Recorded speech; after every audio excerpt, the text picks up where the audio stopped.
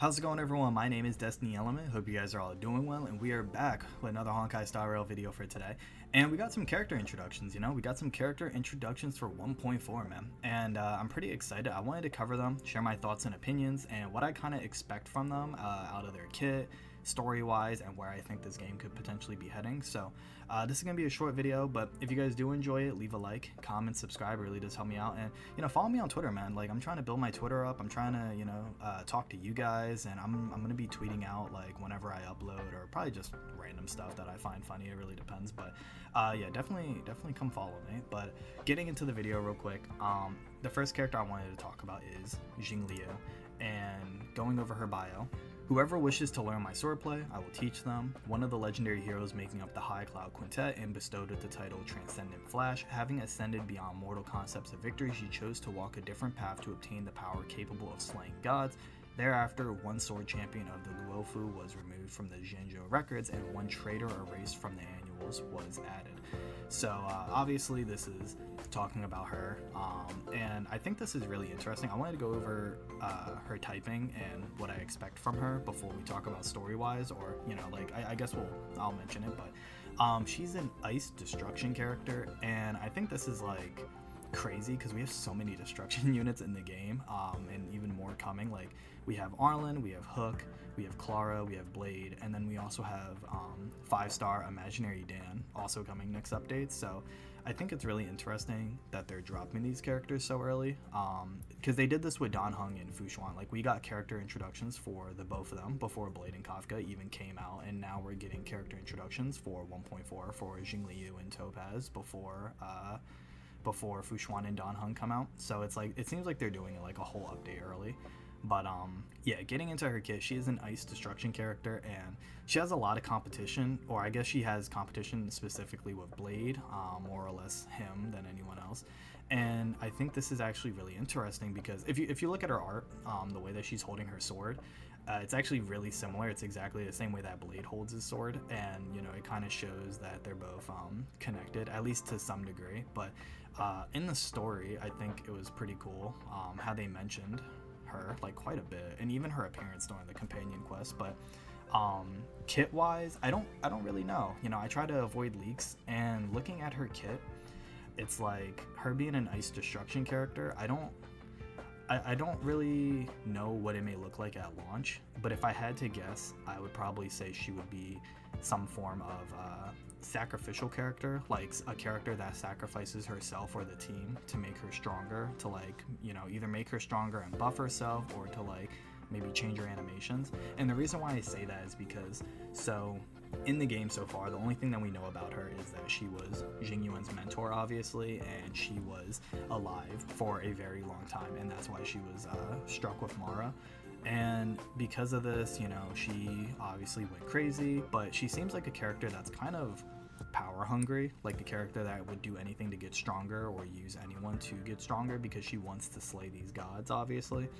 And when you finish Kafka's companion quest, we know that Blade has one more person that he needs to meet, and we know that he also hates Jingliu, because when you're fighting Yexing and he uses her move, Blade obviously notices it, and he really does hate her. So I think, if anything, there is maybe a potential connection between those two, like maybe because Blade is immortal and because he can't die, Jingliu was maybe using him or torturing him or killing him over and over and over again so that she can refine her sword, or maybe just to make herself stronger. And I can honestly see why Blade would probably hate her for that.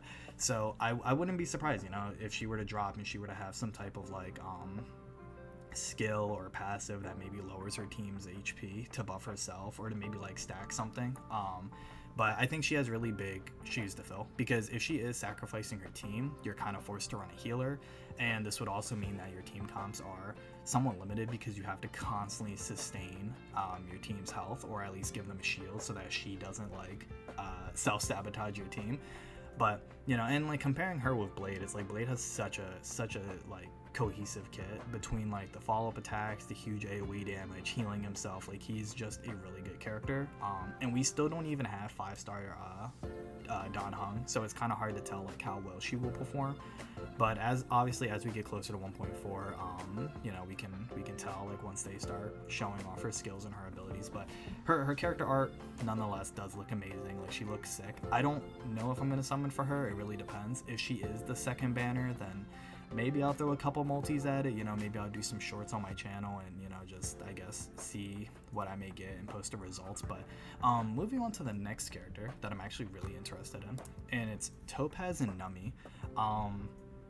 This is so weird, you know, because it's like the fact that they included Numby in her character introduction instead of just saying Topaz, I think is really interesting. You know, that's like saying if they were to introduce Clara and it was like Clara and Svarog, or if it was like Jingliu and Lightning 10 Thunder clapping Lightning Lord or whatever. Like it's kind of interesting that they included him.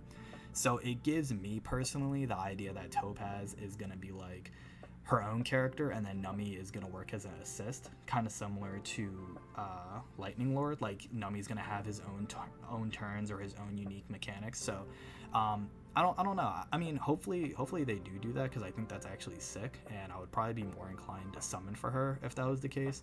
But getting into her bio, money is a means, not an end. Work should make you happy. That's the most fundamental principle.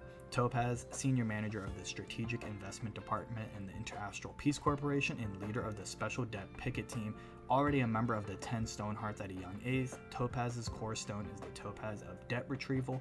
Her partner, the Warp Trotter, Numby, is also capable of acutely perceiving where riches are located. It can even perform jobs involving security, debt collection, and actuarial sciences. Presently, they are traversing the cosmos together, chasing down various debts and liabilities that negatively influence the IPC commercial ventures. So this is really interesting because she has nothing to do with the Jianzhou. So it's like we're kind of getting a glimpse of future IPC characters, because we don't really know a lot about them. Like we've seen some card art, we've read some stories about them in the simulated universe, and we kind of just know that they're just in space, and they're kind of like the universe's IRS. Like that's it. Like they're just kind of like wandering around the universe and stealing people's money and taxing them and making these products. And I'm pretty sure the IPC is also the same faction that made Findy, that little robot that finds stuff for you in the game. So you guys can correct me if I'm wrong, but yeah, so she seems like a really interesting character, and her art also looks amazing. But something else that I thought I wanted to talk about is the fact that she is a fire hunt character. So she is the first hunt character since Sealy, and I think this is really, really important because Sealy is insane. Like Sealy's damage is way above most other characters, and because of that, she's kind of like an outlier. So when it comes to Topaz, she kind of has she has a really big shoe to fill. So she has to perform like somewhat as well, because if she's not outperforming Sealy, then it's kind of like, what's the point of summoning for her unless you really like the character, you know? But I mean, her being a fire typing is also pretty unique because we don't have a lot of fire DPS in the game. Like there's Hook, but no one's really going to use her because Hook takes a long time to ramp up and she's more dot damage. Asta is more of a support. Then you have Himiko, who, even though like I love Himiko, she does underperform at times, and it's like she is a erudition character. So a fire hunt character is definitely a pretty unique typing so far, because like we just don't have that. So people may actually summon for her just to build up their roster, just so they can have like one of each DPS. But looking at her and looking at her lore and her introduction, it's like we may actually start getting hints towards the IPC's role in the story, and we may even get some hints towards the third planet as well. You know, it's like, I think from a kid standpoint, I wouldn't be surprised if Numby had the ability to maybe like, I don't know, maybe after a certain amount of turns, like maybe Numby can recover a skill point for your team. Maybe he has like a way of helping your team sustain and getting resources for your team, like whether it's energy or skill points, or maybe buffing Topaz just a little bit.